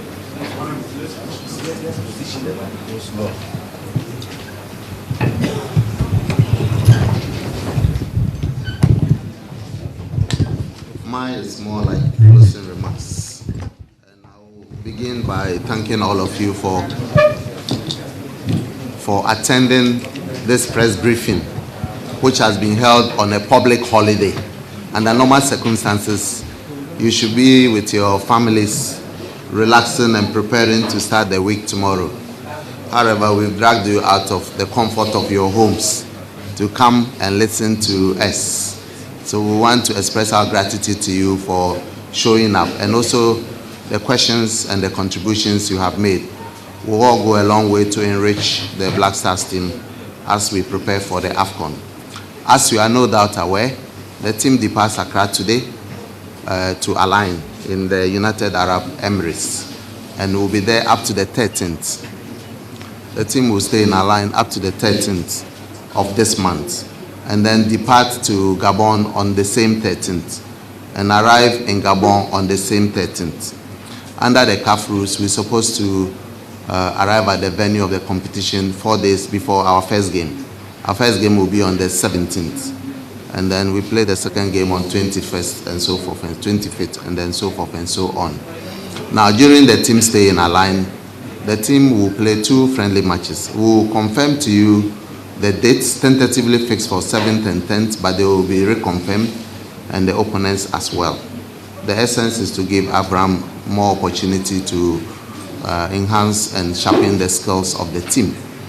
And as the Vice President indicated during one of the question and answer sessions, we have not had the opportunity yet to meet players and discuss the bonus structure with them. It is all because of a strange or a new modern management style adopted by the minister to deal with the team. He's still the minister. And the issue is that he decides to meet players to discuss bonuses with them without the involvement of management. He did that twice without our involvement. The first one in Alisa Hotel, the second one in Tamale when we went to play against Uganda. On the eve of the match with Uganda, he had a meeting with players without management for 3 hours, well over 3 hours. The players retired, and they didn't even have enough time to rest before the game. I'm not saying that's why we didn't do well, but it could also be one of the reasons we didn't do well. And in the run-up to the African Cup of Nations, we expected that he would meet the players as well, because anytime you prepare a budget and send it to him, he sends it out to the media with negative commentary that we are people trying to rid the nation of millions of cedis or dollars, and we cannot be falsely accused of wrongdoing that we are not privy to. And so yesterday when we had a meeting with the players, we all agreed that together with the new administration, there will be a meeting either in Align or somewhere in the Gabon to finalize arrangements relating to financial issues and including the bonus structure before the start of the tournament. So the players will understand what they stand to earn or lose as they take part in the competition.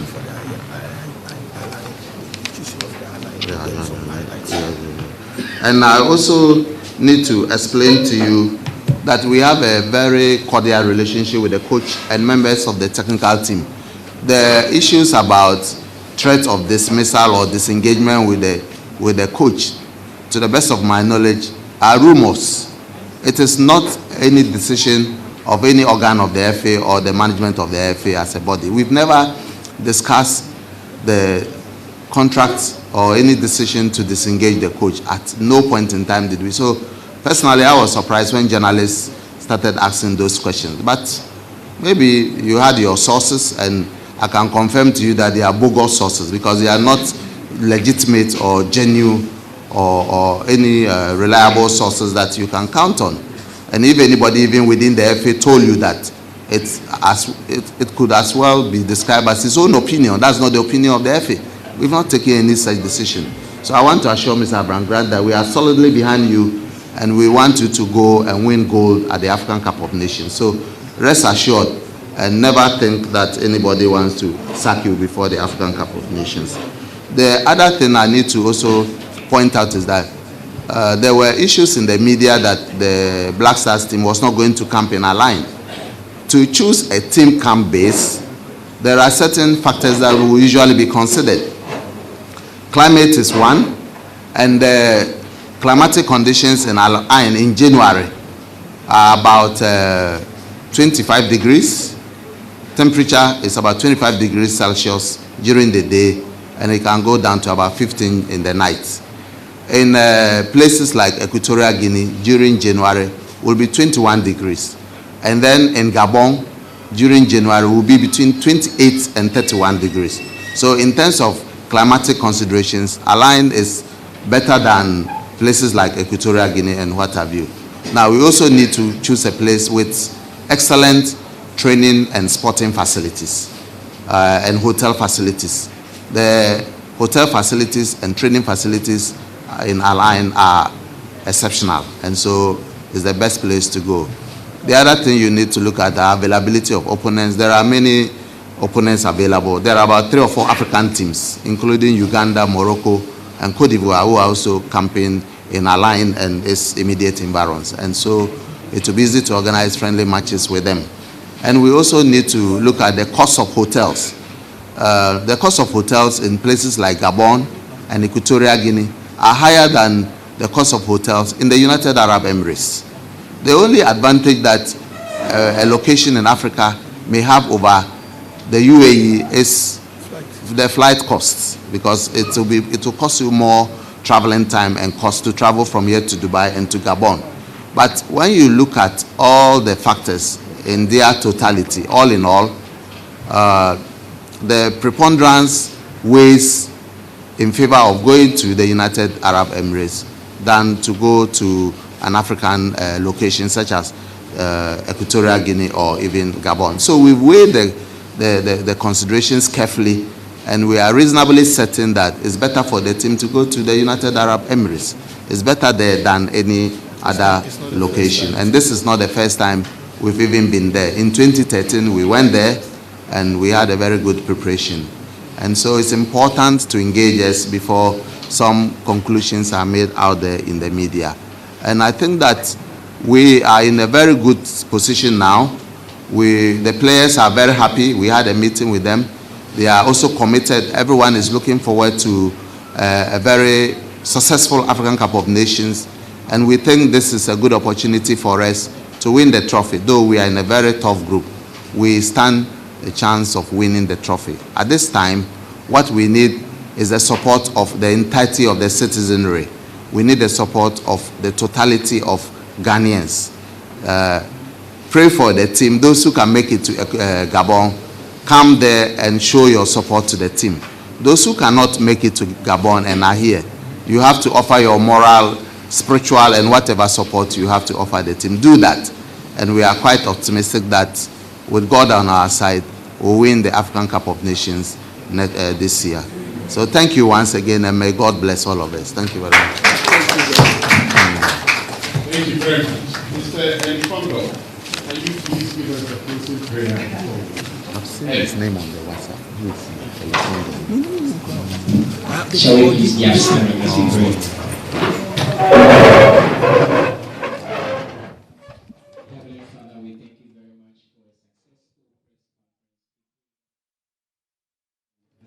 Through a successful press conference, we pray that you shall lead us safely to our destination. As the Black Stars also embark on the travel to Al Ain all the way in the UAE, we ask your grace and your guidance for them. May you take them there safely and make sure, yes, bless them as you have been our God always. Bless them so they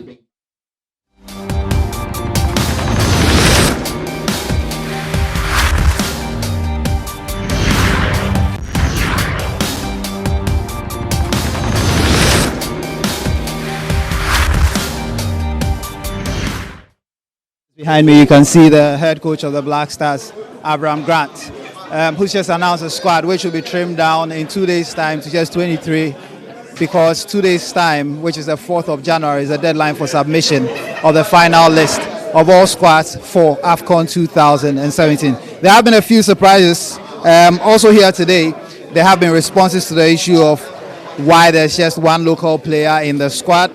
The GFA president has called for support for the Black Stars ahead of the competition. He says, God willing, the team will win the Nations Cup. The coach has spoken about his plans. He says he has immense confidence in the squad.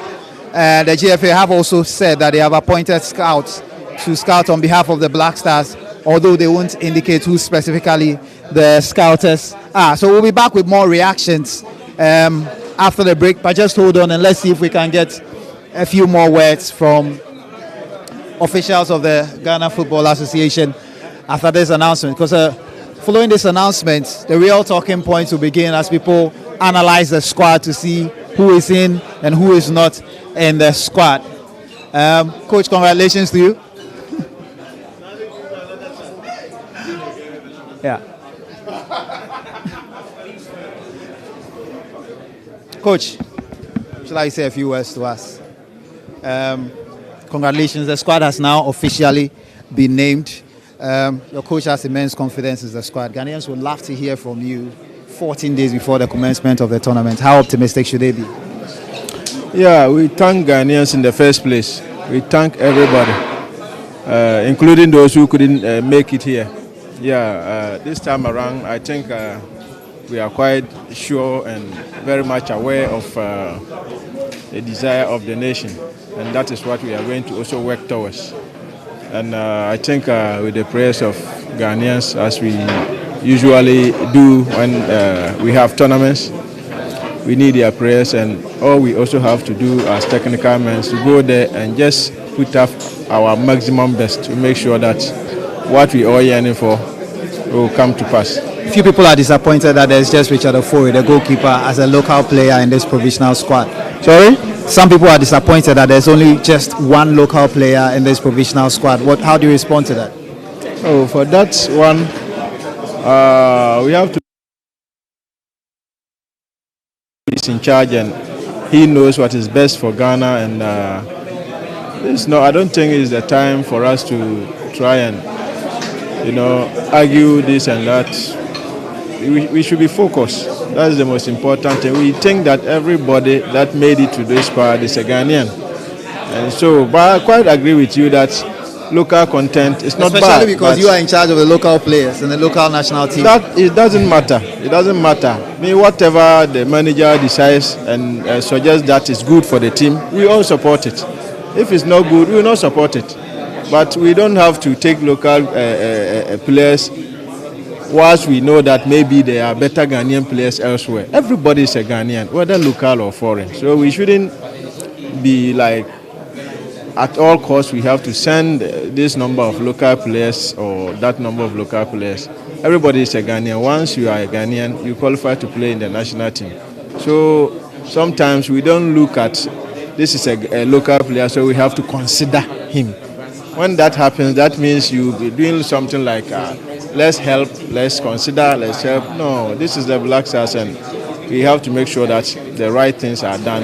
When is their turn to join the team? Why not? A couple of local players have made it to the team before, and this is not going to be the last. The right time they come and they make it to Europe, and that is what we are all hoping.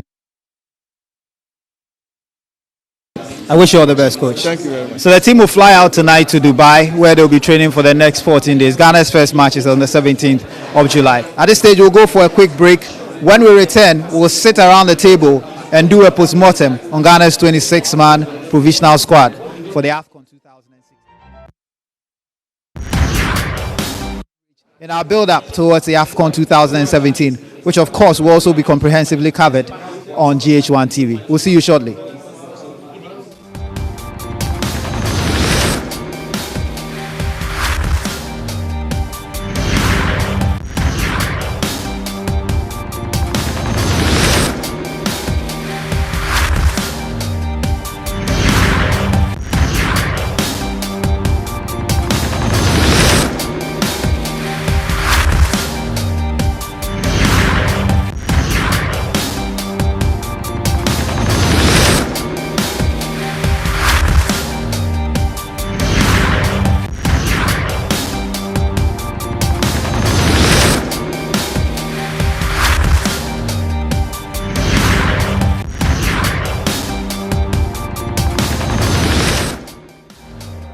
Welcome back. In football, a list is not just a list. They can generate so much controversy. And we've just received a list of 26 players who formed the provisional squad for Ghana's campaign at AFCON 2017. Reactions.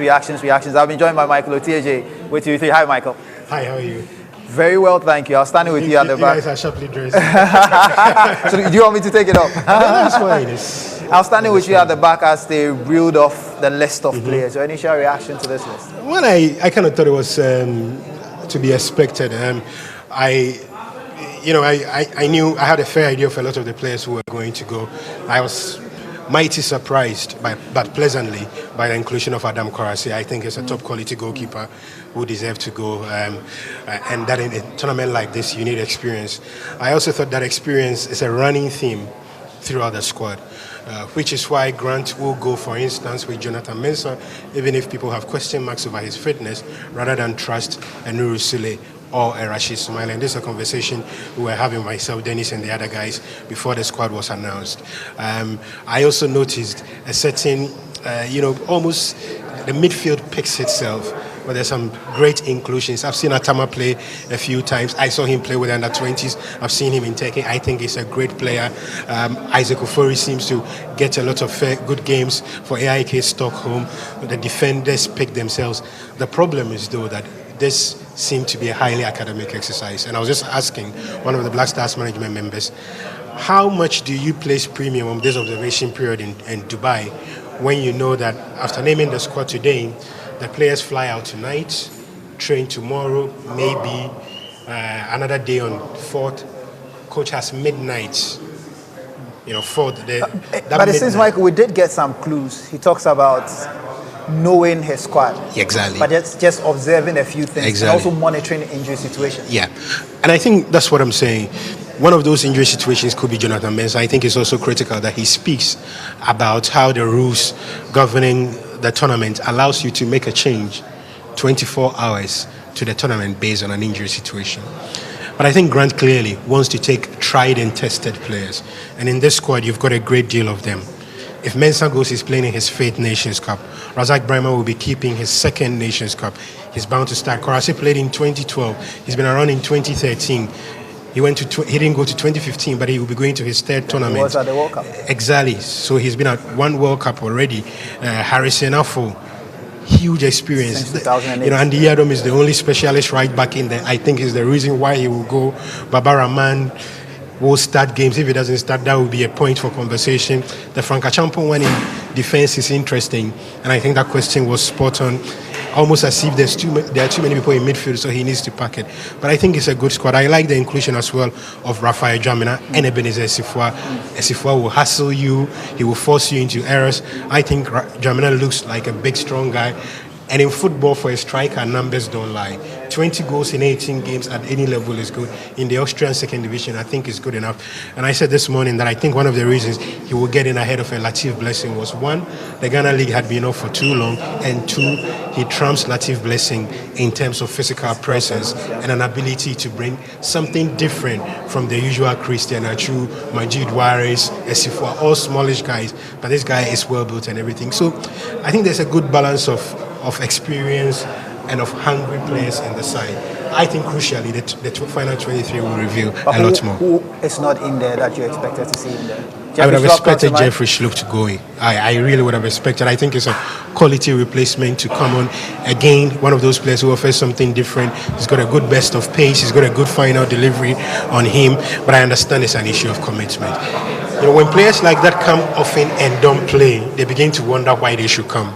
If I was him, I would worry about going to Gabon for 1 month in the middle of the season when I knew I wouldn't play, and he wouldn't play. He would not start games. He would not dislodge Baba Rahman at left back. He would not dislodge Frank Achampong on the right side of midfield, or Christian Achu or Dede Ayew. So this is a player who is struggling for game time at club level, who has to leave that struggle behind for further struggles at club level when he wants to use a period to sort out his club. I can understand his difficulty. I can understand Grant's difficulty as well in saying he doesn't want to take players who are not entirely committed. So even though he's a good player, I think the fact that he's not in there is understandable on many fronts. Dennis, tight squad, but it's 26. Something has to give. 3 players will have to be dropped. Well, yeah, very tight indeed. And I think that one of them will come from the defense, another from the midfield department, another from the forwards.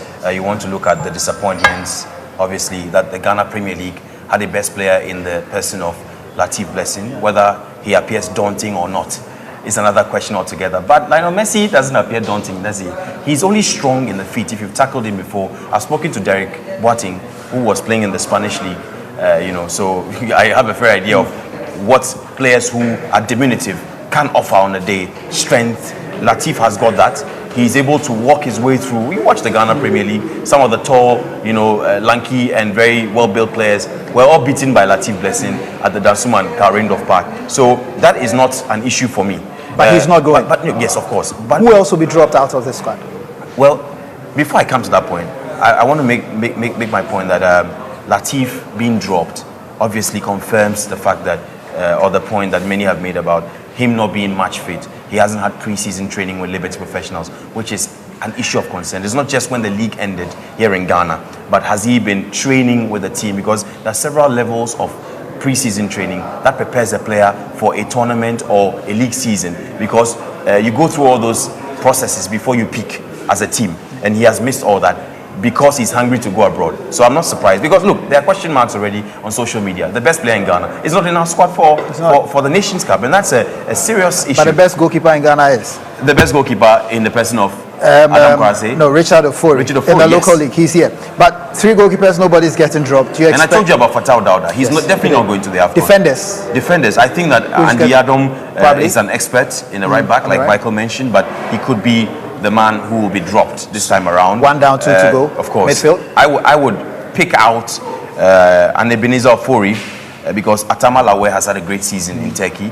It was on the back of the good performances that he was actually transferred to Basak Sehir, from the second tier where he was playing. And also in attack, I won't be shocked if Bernard Tekwete is sacrificed there in Dubai, which for me, makes great sense, because even though there will be some injuries which may force the coach to change this plan, if he is to go with the choices I've actually mentioned, these injuries may change the complexion of the squad. Jonathan Mensah, Abdul Majid Wise, Andre Ayew, Asamoah Gyan, these are players that I think they are potential injury-prone players that we should also consider going into a competition like this. Thanks a lot, Dennis. The talking points and the post-mortem analysis is just starting, and we'll continue it tonight on the game at 9 p.m. And because on all our different platforms for sports, we'll be discussing this squad. And the build-up to Gabon 2017 has only now begun. The Stars are flying out of the country tonight, and they will train until they are playing for Gabon. Ghana's first game is on the 17th of January 2017. Thanks a lot for joining us live from the headquarters of the Ghana Football Association as we cover the unveiling of Ghana's 26-man provisional squad for the AFCON 2017. Enjoy the rest of your day and keep watching GHOne TV. Good day.